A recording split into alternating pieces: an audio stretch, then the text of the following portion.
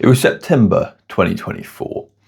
I just discovered this brand new hobby that I was absolutely loving. It's called world building, and effectively what it is kind of designing your own fantasy or sci-fi world, building the characters, the places, the races, all of that good stuff, drawing maps for this imagined place.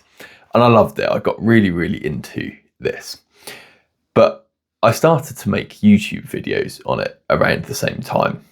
And I kept them up for about a week. I was doing a drawing video a day. And you know what? I ended up burning myself out really badly. And in fact, it took me a long while to get back into the world building hobby because I'd put this pressure on myself and burnt myself out.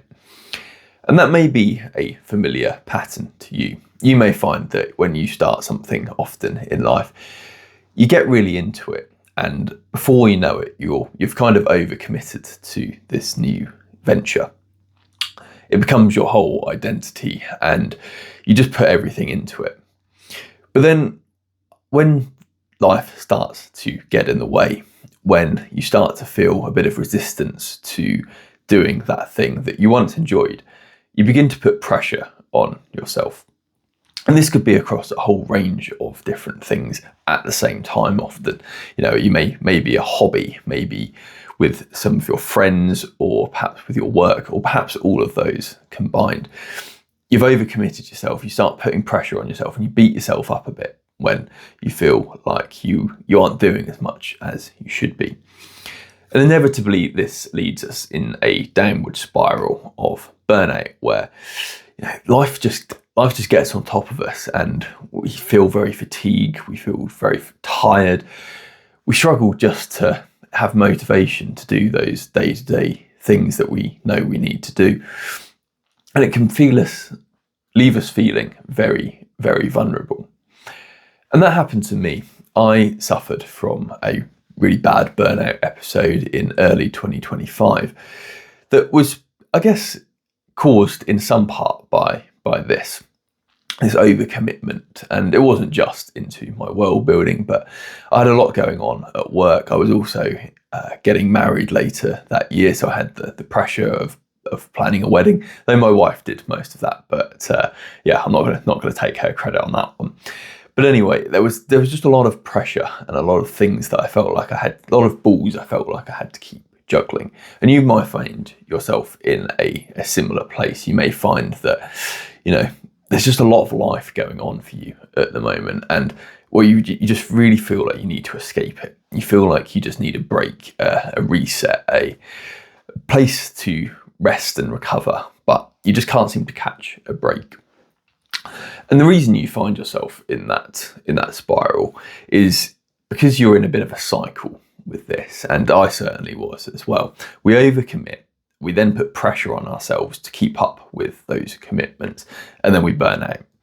And then we feel guilty for burning out. But why do we feel guilt for burning out?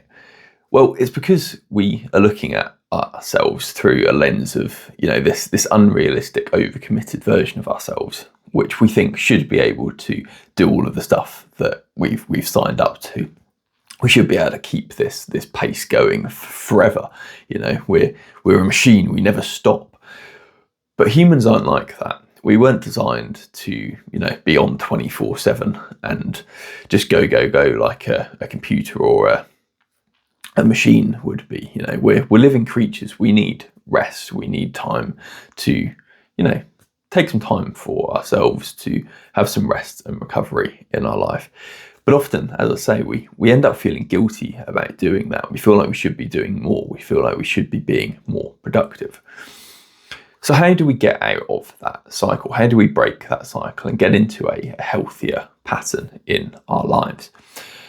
Well, for me, the first of those sort of things to break is really we just want to set a foundation in our life that is healthy and sustainable. Now, I offer a free ebook, it's linked in the description, and also a course on this if you want to go into more depth. But setting up some foundational habits in your life that are going to keep you on a level, they root you. In fact, the course is called The Roots of Recovery, because I feel it's really, really important that, we're trying to grow as humans, and we're trying to, reach up much like a tree would. We're reaching up for that light. But, if we don't have our roots in deep, if we don't have roots that hold us and anchor us in the ground, we don't have those foundations set, then we're going to really, really struggle to build anything meaningful, because the first storm comes along and we just get blown over. And that's what happened to me in that burnout episode. I didn't have those roots going very deep, so when those challenges came up, I just got blown over and burnt out. So setting up some foundational habits such as daily movement, journaling, getting enough water, getting some fruit and veg in your diet, going out for a short walk every day, doing something creative that you enjoy. These little things, they only take about 5 minutes per day each, so maybe 5 minutes of movement, a quick 5-minute walk around the block, and just stack those up, and it builds a really firm foundation for your life. And you see, when you set up doing these things, and because they're only small, you can be consistent with them. You don't end up overcommitting like you so often do, and I so often used to do. I thought I had to be in the gym 6 days a week for an hour each to make any progress. And actually, doing some push-ups and pull-ups every day for 5 minutes got me far better results and left me in a far better mental state than, trying to push and overcommit. And perhaps that's where you've been going wrong. Perhaps you've been just over committing, and you need to scale it back. Look at what really anchors you in your life, and just build some foundational habits around that. Because once you've got that foundation, you start to become consistent with it. You start to stack up days, weeks, even months of doing these habits. And before long, you find that those roots have gone really, really deep. You found that structure again. And it's helped you to put into perspective, how you used to overcommit all the time. Perhaps if you start journaling every day, just for 5 minutes at a time, you'll start to see some of those patterns coming in. Of course, after you've been doing these for weeks, months, perhaps even years, you'll start to see the growth that you've been wanting. You put those roots down, and now you can start to grow upwards. But it's in a sustainable and healthy way, because you're not overcommitted and you're not putting pressure on yourself in the same way that you used to. Instead, you're being kind to yourself, you're being gentle, you're giving yourself the time and space to rest when you need to, and making sure you're looking after your body, your mind, your emotions, and also your spiritual life as well. Something that I think gets missed so often in the conversation is our spiritual life. And that was something that was also key to my transformation. I found my freedom in Christ, and really that helped me to set myself free from some of these other difficulties and mental challenges that I was going through at the time. And when you start to grow as a person, and you've got this healthy foundation that is, you're consistent with, you really start to build momentum in your life. And it kind of works in the opposite way to that burnout cycle did that I was discussing earlier, where we overcommit, we then put too much pressure on ourselves, we burn out, we feel guilty about it. And because we feel guilty, we think, I need to do more. So we overcommit, and we just go round and round in this vicious cycle. And actually, when you break it down and you build that firm foundation, you start to get a bit of consistency, you see some growth, and then that growth generates momentum, and that momentum then feeds back into those foundations, and you see, this is really actually working for me.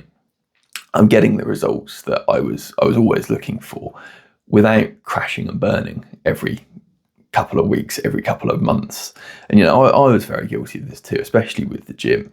I would go all in really, really hard for a month, maybe 2 months, before I would just crash and burn, and actually getting myself into a better place where I realized I don't need to be doing this level of intensity and this level of just over commitment, really.